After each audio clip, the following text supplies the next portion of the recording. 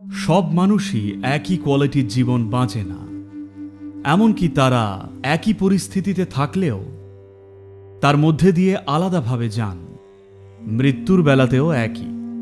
মৃত্যু ও মৃত্যুর পরে যা হয় তার মধ্যে দিয়ে মানুষ বিভিন্নভাবে যায়। সেই নিরিখে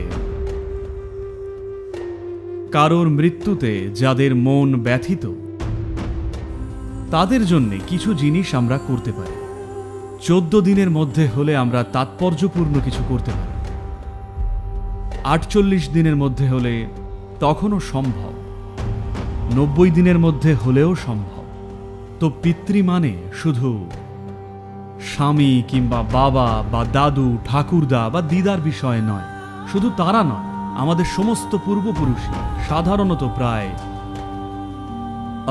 12টি প্রজন্ম অবধি আমরা করি, কারণ আমরা জানি না তাদের দরকার আছে কিনা। আমাদের বাবা হয়তো বিলীন হয়েছেন, আমাদের কয়েক প্রজন্ম আগের দাদু ঠাকুরদা হয়তো হননি। তো কাল ভৈরব কর্ম সেটা করার একটা সহজ উপায়।